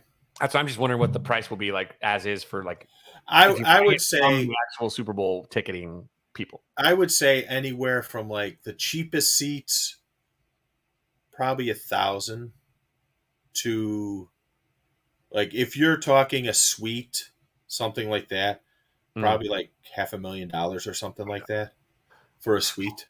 How can you not, even if you don't have tickets to the Super Bowl, how do you not come to Las Vegas when Vegas hosts the Super Bowl? Like, how do you not come here? This is going to be the ultimate, like, you want to talk about doing something up. I mean, this is the entertainment capital of the world, and it's going to be hosting the biggest event in the entire world other than the World Cup, which may end up here sooner or later anyway. But yes, I mean, it's insane to me. All of you listening, if you don't get your asses here for Super Bowl weekend, you're insane. Well, I figured if I do get the tickets, my plan is to actually fly into like Phoenix and drive over. Oh, okay. Because airfare is going to be freaking insane. You also might be better off flying into, like, say, for example, LA. Reno? LA's closer than I think Phoenix. Okay. Yeah, no, not Reno. Reno's like 8-10 hour drive. I was going to say, because Phoenix, I think, is like 4 or 5. Yeah, LA is like 3.5, depending on how fast you go. Yeah. Let's see here. Just because it's going to be insane getting a flight into Vegas because the costs are going to be so ridiculous. It's not even funny. So it's 300 miles to Vegas from Arizona. And then Angeles to Vegas is 270. So Okay. you're getting about 40. It's about a 45 minute difference. But you also got to take into consideration if you're coming to Vegas from LA on Super Bowl all Sunday, the LA, you're going to be all the LA traffic. line. Yep, you're stuck at state line and that shit. I always see it. It's so because we leave town. We go to California to leave town on holiday weekends. So for us, we see that whole line. It is it's terrible. Like, and when something happens on the 15 out there, we've had trips that usually take 4 hours. I've had a trip to San Diego, for example, that was supposed to take 4.5, 5 hours max. Took me 9.5 hours because if there's an accident, sometimes the whole freeway shuts down completely and they take you off these side roads and it's like another hour out to come back. It's nuts. But yeah, no, I think you're probably either of those decisions. I think you're probably best Arizona just to avoid the Vegas traffic, but you still have to go over the O'Callahan Bridge. So that might be a little bit trafficy too, but you should have to go. Yeah, but the problem is if you go LA, it's not only crossing the line, it's also dealing with the LA traffic itself. Yeah, and that's terrifying. I don't like driving in LA at all. Like I hate it. Like people are insane. I agree with you. I love San Francisco. I despise Los Angeles. I love San Diego more and San Francisco more, but LA is fun to go to once in a blue moon. Going to the Sunset Strip, Whiskey a Go, hitting up the Viper Room's fun. Yeah. There's some good restaurants there. Carrie's got a couple clients there. Tam O'Shanter's, which has been that's where like Walt Disney used to go eat. That was like his favorite place with the Imagineers. It looks like you're at Disneyland, like a Disneyland. It's still like it's a Scottish or an Irish like a house almost. And then the SDK is obviously there too. So, but and Laurie's too because they do the beef bowl. They had to go do they do the beef bowl every year for the Rose Bowl when they have all the players come into Laurie's and eat. Oh yeah, it's called the beef bowl or whatever. So, but I mean, you're probably better coming through Arizona there. But so, but there's one trade I saw that was proposed, and I want to know what you think about it. And I don't know what the parameters would be. I think it would be a little pricey. Supposedly, T. Higgins may be available for the right price. Wasn't he a free agent or is he a trade? I've heard trade. I don't know if he's a free agent. He might be a free agent next year. But the Bengals are coming up against it because Joe Burrow is going to get paid pretty soon. And he's a UFA after 2023. So right. And has got to get paid pretty soon. So maybe on the outside looking in. Now, I'd take T. Higgins in a heartbeat. Absolutely. Absolutely. That instead of Hopkins, I'd be fine with that. That's another like kind of Hopkins kind of like deal that you get a guy who's kind of established. You need an established wide receiver. Look, Allen Robinson, excuse me, not Marcus Robinson. I love Marcus Robinson. Allen Robinson, he never really was that dude. He was there for a little bit. He was for a second, and then he started quitting. He gave up. He started playing with no guts and balls. And we saw maybe it was just a decline in general. But he was a risk even when they took him because he was an injury guy that was coming off an injury. T. Higgins is not. T. Higgins is a guy that's like really hitting his peak right now and would really, really, really flourish in a new where he was the number one. Because he's got some right there. It's great. But I would love to see T. Higgins as a Bear. That would be a fantastic trade. So that's a couple second round picks. Possibly again, you can flush on some of those if you do this right with this quarterback trade. You can make it as if you just basically traded your first round pick for a fourth round pick or a third overall pick and T. Higgins. Right? You can package it that way if you do it right. So there's a lot cooking there. I'd be happy, but I do know they love him in Cincinnati. Yes. And so I do know that it'll be very difficult to pry them away. It's a money thing. It's only a money thing. It is not a person thing. It is strictly a money thing. Yeah, and Brian says it right. If it's T. Higgins, he's the number one for a half a decade or maybe longer. He is the guy, and that's fine. And his health issues are really minimal this year. I've had him on my fantasy team a couple years in a row. He had this year. He had a couple. I think it was an ankle or something. But that's like an ankle sprain is different than like say like a hamstring issue and stuff like that. And I know he had that weird stretch where he kind of sat out, where everyone got screwed in fantasy because they said he was going to play. And then he didn't play, and everybody, including me, got burned in fantasy because he was basically a burned roster spot, which was Right. People were complaining that was the Bengals' fault, though, not his. Yeah. But that's a good one. And then No, I have one more question for you. Uh-huh. And there's been a lot of talk about this on sports radio, on both the Score and ESPN Chicago. Do you trade Justin Fields and take like a Bryce Young and Nope. reset the quarterback clock? I'm against it. Nope. I'm against it because Bryce Young, I think he's too short. That's just my opinion. Yeah, and you're fine with that. Nope. Yeah. Justin Fields needs to be the Bears quarterback. This is all just fodder. It's all stupid because again, you're wasting your opportunity to build with the picks you're going to get in a trade. Yep. It's absolutely stupid because you can land 3, 4 more, 5 more picks. I mean, look at the last big quarterback trade or the last big number 1 pick trade, and look what the haul was. The haul, it was like 7 picks. It was like 3 first-round picks or 4 first-round picks, a couple of like seconds. Like it was insane the haul that you get for the first overall pick. And there are some good quarterbacks to choose from, and everybody's going to be playing leapfrog trying to get to that. There's no way. No, it would be an absolute stupid decision to ever trade Justin Fields in this circumstance. And there's a lot of people, and again, we're talking, it's the off season, so everybody's just throwing shit against the wall and see what sticks. But there's been a lot of talk about it, and I'm like, if let's just say, I'm just throwing this out as an example. If it was Mitch Trubisky, yes. Absolutely. Absolutely. But no, I don't think you can because you've seen development. What I want to see, in all honesty, and to your point earlier, I want to see the Bears use that money and target one specific thing. Get a damn offensive line. Yep.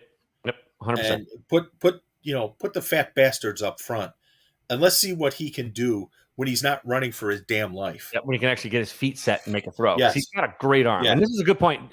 Brian, I agree with you, actually. Brian says, if it's the contract clock, no. If it's Stroud or Young or Levi's or generational talents, yes. That's a great point because if they go through the scouting combine and they see something and they're like, holy shit. Yeah. This guy. If they see the next Joe Montana or Joe Burrow or whoever, Dan Marino, whoever. They see Justin Fields every day. So they know what Justin Fields has. So if they go to these combines and they see someone that plays like they know is better than Justin Fields just based on what they're seeing, they can make that decision. I just don't think I don't think that's going to happen because I think that I think he's as or more talented than any of those quarterbacks. And so it wouldn't happen. But yes, you're right, Ryan. Like it would be it would be a failure on Ryan Poles to simply blanketly say no. It would do your due diligence, and if you find in your research and your scouting that he is, then then you do have to make that move. Maybe if they're generational talents, you can't pass, and maybe Justin Fields is too. I'm not saying he's not. Actually, he's got time. But if you found that in if you're doing your comparison sheet and you're putting it together and you're like, yeah, man, this guy's better, then you got to make a move. Yeah, of course, but.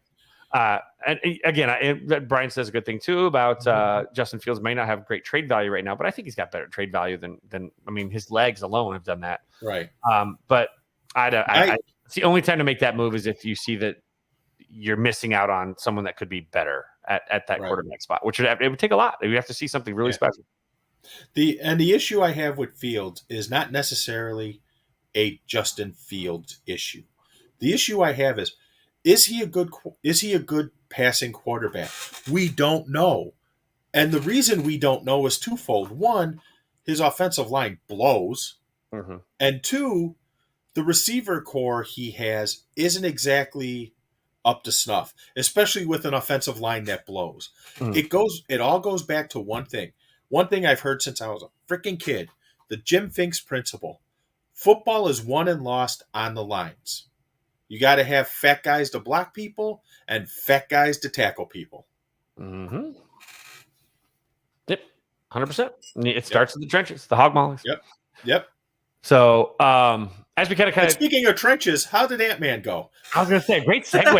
Speaking of down in the quantum realm, where offensive linemen keep their pay dirt. I got a chance to go see Thursday night. Got to go see Ant-Man right after school, 4:00 too. Again. It's so much better. Like after I had the Force Awakens and the Han Solo stuff spoiled for me, I have to go see the first screening I could get my ass into before, or I have to stay off the internet because I don't want anything spoiled for me. I hate that was the worst feeling ever. So I went to go see it at 4 p.m. on Thursday, and popped over there. Got my big. I didn't buy the cool Ant-Man AMC helmet. I should have. Really, Carrie would freaking hate me. She'd be like, "What am I going to do with this stupid Ant-Man helmet?" I'm like, "I don't know. We can put it in my classroom or something."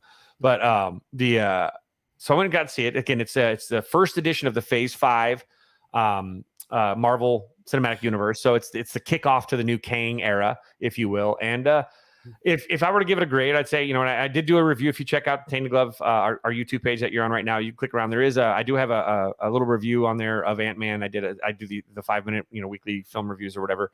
So I did do a little more review there too. This is just more of a sum it up kind of thing. But if I were to give it a grade, I'd probably give it like a 75%. Like it's a solid C. C, it's a grade. I'm not saying it's probably a B movie, a B. I would give it a B as a movie, I guess, but a 75%. It's not the best Marvel movie. It's definitely not the worst Marvel movie. It's a good Marvel movie. It's fun. Like it's Ant-Man, man. I mean, I don't know what you're.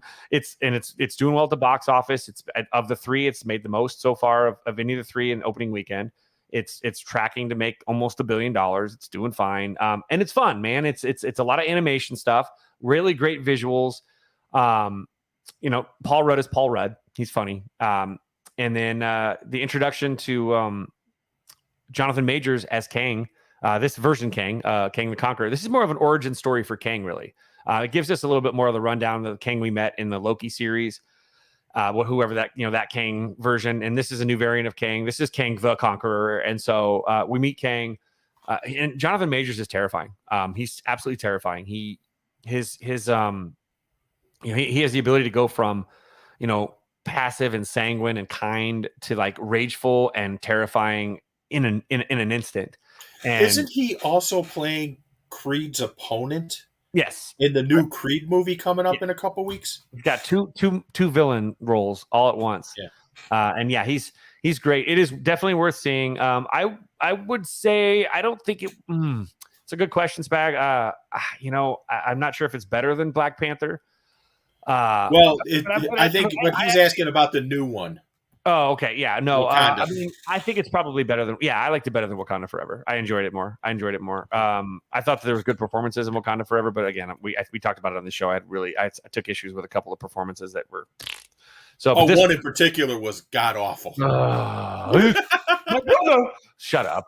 He's dead. No. Anyway, but this one is fun. Michelle Pfeiffer's a dream. They don't need to de-age her, and she's still gorgeous. But Majors is fantastic, but really what stole the show for me is the introduction of the character MODOK. Now, if you're not familiar with MODOK, there was actually a really great Hulu series, but MODOK stands for Mechanized Organism Designed for Only Killing, and or designed only for killing.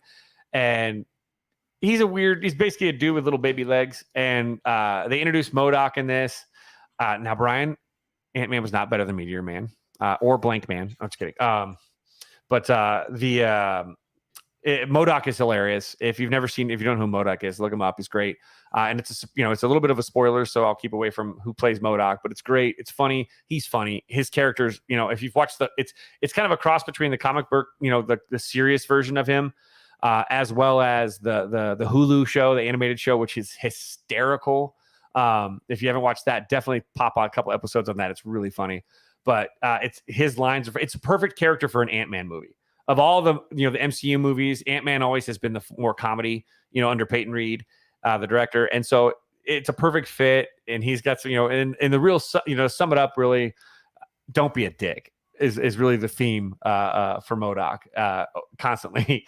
But it's a good film, and it had a little bit of a Star Wars, Star Trek vibe, because it's animated. They go through, there's that whole scene where they walk through like a strange place and they see the strange looking aliens, all the different, because they're in their quantum realm. So all these weird microscopic characters are all over the place. Dude, that's head looks like broccoli, and there's a guy that's made of jello that's like obsessed with holes. And there's all these different characters. You have holes. I don't have any holes. What kind of holes? He goes, how many holes do you have? Yes, there's a guy that can read. One of the guy. It's the guy from the show the where they're dead with Kristen. What is it called? Ghosts? No. Like they're in heaven. The Happy Place. Happy Place, I think it's called. And he can read everybody's minds. And so he's like, please don't, so much shit goes through his head. He's like, please don't think, please, for my sake, just stop thinking, because he can't stop hearing, like, reading his mind. He's like, oh God, this is terrible. We're dead. So really funny characters, a lot of quirky ones. There's a couple cameos Chicago movie fans will love. I mean, you might have seen him in the trailer, so I don't want to spoil it too much. If you there's one I know. There's one I saw in the trailer. Yeah, and that's a hilarious one. Totally playing like some of his almost pulling his character from one of his popular movies where he was a camp counselor, actually, kind of playing off of that. Oh God, really? And so he's got that kind of swab, a little bit of Venkman too. So, oops, I spoiled it. Never mind. But great. It's a fun movie. It's worth seeing, man. Go see it on a big screen, as big and loud as you can see it. It's not, anybody tells you it sucks, don't let them spoil it. It's fun. How is it visually? Oh, gorgeous. Absolutely. I saw it in Dolby. And so it was gorgeous. The end credit scenes, stick around for those. There's two of them. There's one in the middle and there's one at the end, and they're great. And if you're a comic book fan, you're going to flip out with the first one. The first one will freak you. You will, if you know comics and you know the Kang Wars, it's an iconic panel that you'll see that'll remind you of something. So it's a good end credit scene's fun. So it's a good kickoff to the Phase 5 stuff. Guardians of the Galaxy's up next. So you've got that coming as the next MCU movie, and then so on and so on. So there's, it was funny though, because again, on TikTok before I saw it, there was a lot of people trying to like guess what's going to happen. And there were so many Shang-Chi, like, oh, it's the rings. He's got the ring. No, just, I'll save you the time on that. Shang-Chi has nothing to do with this, unfortunately, because that was a freaking great movie. So that's that. So next week though, and I'm going to be seeing it on Thursday, I believe. So I think I bought my ticket already, or maybe I think I bought my ticket. I got to double check and make sure I did. But Cocaine Bear comes out this week. So you guys, and we've been joking about it in our DM. I cannot wait for this movie. I cannot wait. And the funny thing is, Kristen Bell directed it. No, not Kristen Bell. Oh God, what's her name? She's from. She was in 40-Year-Old Virgin. Elizabeth Banks. Leslie Mann. Elizabeth Banks. Or Elizabeth Banks. Thank you. Elizabeth Yes. Banks. Yeah, Elizabeth Banks. Yes. You're right. Yeah. And so she's doing that. Oh, and then Brian just got it in the chat too. So she's doing that. Brian, you're helping me now with helping us with names. I was helping you with the names during your draft the other night. But yeah, so that's coming out this week. So I'll have a little bit of review. That'll be the next big review. I'll probably see it on Thursday and then have a review out Friday. Any of the big ones, I'll probably get them out. Usually they come out on Mondays, but I'll pop this one out on Friday, I'm sure. The next few weeks look really interesting because you got Cocaine Bear next week. Then you got Creed 3. Mm-hmm. Is it number 3? Then you got John Wick 4. And I'm really looking forward to John Wick 4. Yeah, that's going to be good. It's 3 hours long.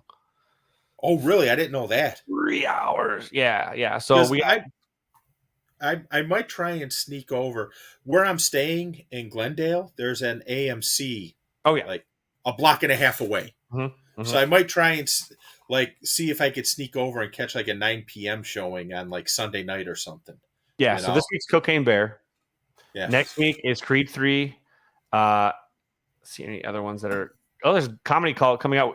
Roberto Bernini comedy called "God Bless You, Al Pacino." I'm intrigued. And then you've got Scream 6 coming out on March 10th. 65 on March 10th. That's right. Champions. There's a lot of good movies coming out March 10th. Because Champions is that new Farrelly Brothers movie where Woody Harrelson coaches the special needs team. That's right. 65 is where Adam Driver goes back 65 million years to find like a place where like U.S. or where human civilization could reboot. And obviously Scream 6 is Scream 6. And then after that, you got Shazam March 17th. Willem Dafoe's Inside, where he's the robber that gets stuck inside the house that's slowly like killing him. And then Wildflower with Gene Smart. And then March 22nd or March 24th, then you get John Wick. Florence Pugh is A Good Person, which looks really good too. April 4th. Is it April 4th that you get Air? I think so, yeah, because March 31st is Dungeons and Dragons and probably the last Bruce Willis movie we'll ever see, sadly enough. Assassin comes out on that day. And then, April 5th is Air. My birthday, April 7th. That comes out. So you get Paint from Owen Wilson and Super Mario Brothers movie. And we're off and running into crazy season. And don't forget Guardians is like the first weekend in May, right? Yeah, that's the May release, I believe. There's an Evil Dead Rise sequel. There's The Covenant with Jake Gyllenhaal, looks pretty good. You got Are You There, God, It's Me, Margaret, looks great. The George Foreman Forrest Whitaker film. Guardians of the Galaxy is May 5th. And then see the big ones. Fast X is May 19th. Little Mermaid live action is the 26th, and then we're off, and it's summer, and there's lots and lots. And I'll be honest, summer wise, I'm really looking forward to the new Indiana Jones, and the new Mission Impossible looks freaking incredible. Yeah, Spider-Man Across the Spider-Verse 2 is June 2nd. That'll be great. Okay, new Transformers, and then The Flash on the 16th, which I can't wait for. That's going to be fantastic. The reboot of the entire DCEU, which is going to be a big deal. And if you haven't seen the Flash commercial that they showed during the Super Bowl, it's not a spoiler alert on this one. Michael Keaton's in the movie. Oh my God. He's Batman. He actually says it in the trailer. I love it. I like he smirks. He's like, I'm Batman. Like he almost says it begrudgingly. Yeah. But there was also, and I missed it until Zvo sent us a message. There was also the appearance of another Batman. That it looks like there's 4, possibly. Yes. So the motorcycle. Yes, the motorcycle made an appearance that was a key instrument in, shall I say, The Dark Knight. You shall. Yes. So you could be there, and lots of other obviously characters are going to pop up too. I'm stoked for that. So that's going to be good. So, with that said, the next time we'll be back on, it's in 2 weeks from now. Let me double check this real quick. So today is that'll be the 5th of March. We'll be back 5th of March. And I'll have feedback from spring training. Nice. I'll be getting butterflies because that's the last week before spring break. So actually, I leave for Paris on March 11th. We're going to be going to Paris. So I'm going to be going to Europe for the first time in my entire life, and I'm an old man at 45. So finally, is it Fids in Paris like Emily in Paris? It's going to be Fids. It's going to be Fids in Paris, and we do have a day, and I'm sure we'll talk about it next podcast. But we do have a day planned. Carrie's a saint. She's allowing me to nerd out with my Hemingway stuff. So we're going to a bunch of Hemingway spots, Lost Generation stuff. I got a reservation at 2 of the places that were his frequent place. Actually, I requested the Hemingway table at one of them, which is where it's the table that F. Scott Fitzgerald brought his first draft of Great Gatsby and shared it with Hemingway while they were drinking sidecars. So and we're going to a place called Harry's New York Bar, which is where they invented the Bloody Mary and the French 75. We're also doing a farm to table. So this place called the Little Red Door, and it actually Forbes magazine called it the best cocktail menu in the world. It's been routinely since it opened in 2012 is always ranked in the top 50, top 25 bars in the world. And we got a reservation there, and we paid. It's a price fix thing or whatever, prefix or whatever, where it's an hour and a half. Farm to table, because they do farm to table cocktails. They make everything. Their vermouth is made from their garden, for God's sakes. They make it themselves. All of it. All their alcohol is made from themselves. And it's a farm to table cocktail tasting. So it's like an hour and a half, 4 cocktails plus a little champagne kind of thing. So we're doing all this really cool stuff. So I'm really stoked to be going there, but more so because I'm going to get to go see the Ritz bar that Hemingway liberated before the Allies got there. He went and liberated a bar at the Ritz Carlton before the Allies got there, just so we could go drink there, and they drank there. Well, and you know how Hemingway is perhaps my favorite author, and The Sun Also Rises is one of my favorite books. No, so the place we're going to is mentioned in Sun Also Rises. Yes, exactly, and so seeing some of the spots where some of these conversations took place is got to be cool. Like Fids, when I was in Vegas the last couple times, Fids introduced me to Atomic Bar, which was the Vegas hangout for Hunter. Hunter Thompson would hang out. Barbara Streisand has her own chair there. There's a star. Yes, that's right. She used to hang out there constantly. Wasn't Gremlin Woman sitting in Barbara Streisand's chair? Yeah, it's the oldest bar in Las Vegas. It's been open since, we call it Atomic Liquors because the people used to sit on the ceiling or the roof and watch the atomic tests go off in the distance in the desert. Yeah. And the funny thing is my uncle was part of those tests way back in the day. Hey, look, look square into the blast. It's good for you. Yeah, exactly.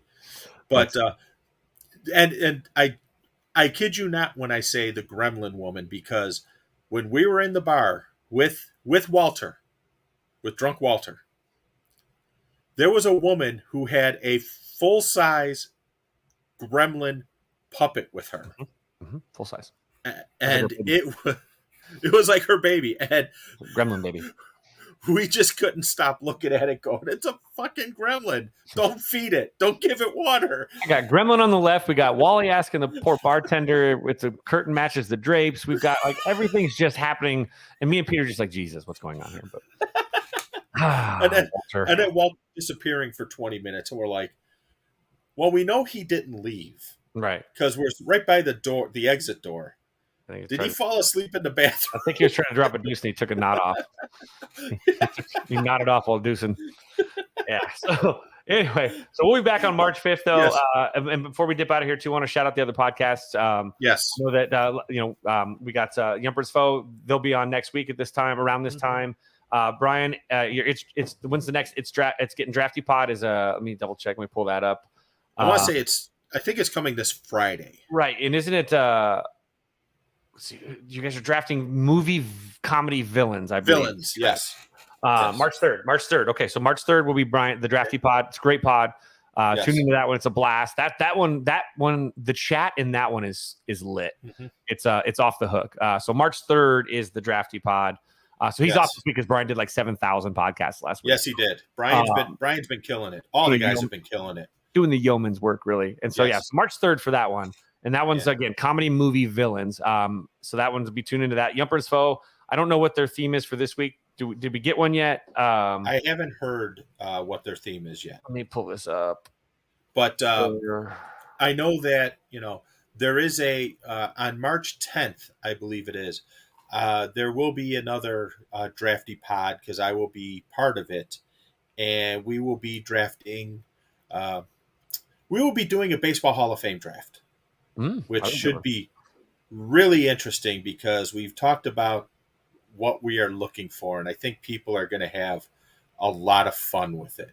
Also, I would say with Yumper and Zvo, definitely tune in. Go ahead. Oh, yeah, Yumper's Foe. They got Arthur Agee from Hoop Dreams, their documentary film. That's right, yes. Their documentary film episode, yeah. So Arthur Agee, if you don't know, is one of the two young men that were documented in the movie Hoop Dreams, and Arthur Agee will be joining them to talk the impact that film had on his life, and obviously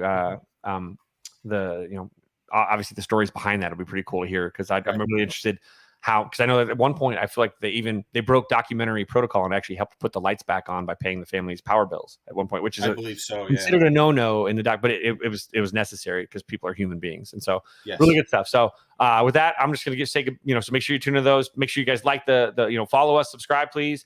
Also, make sure you like the post or whatever. Follow us on Twitter as well at Tainted Glove. And obviously, if you're listening to this on Spotify or Apple, iTunes, or whatever, still hit us on our YouTube page. Subscribe to that YouTube page. The more we get, the better content we'll keep throwing out there for you. We're going to continue to keep adding stuff and possibly adding new podcasts down the line. But I appreciate you guys tuning in from my end. I'm going to go eat some seafood tonight at Naxos Creek. I got to go to a work for you. But thank you guys for tuning in. I really do appreciate you. And with that, Pete, why don't you take us on out with your final thoughts and send these mofos packing. Sounds good. So, again, thank you for joining. Without you, we don't amount to anything as far as this podcast is concerned. The greatest gift you can give us is your time. So, obviously, we truly appreciate you taking the time to watch, to listen, to invest any of your time into our random ramblings and musings. But there will be, this week, there is going to be another Collector's Corner, and the focus is going to be on tickets. And I have a couple tickets I think will surprise and shock people. But, that'll be the latest focus. And also there might be a couple things related to some guy who just turned 60, supposedly he's the GOAT, and LeBron James gets upset when he hears that he's the GOAT. Fuck LeBron. But, that, of course, I'm talking about Michael Jordan. There might be a couple things on there. And, if you have any ideas, any suggestions, want to know about something, please feel free to reach out. Our DMs are open. If you want to tell us we're great, if you want to tell us we suck, feel free by all means. And it's not Cliff Levingston. Don't besmirch Cliff Levingston. If you want to besmirch Craig Hodges, go for it. But don't you dare besmirch Cliff Levingston. You leave Dickie And with Simpson that- out of this. Oh, sorry. Yeah, exactly. Hey, leave Burger King, Stacey King out of this. But thank you for watching. Thank you for listening. And with that, everybody, have a great day and aloha.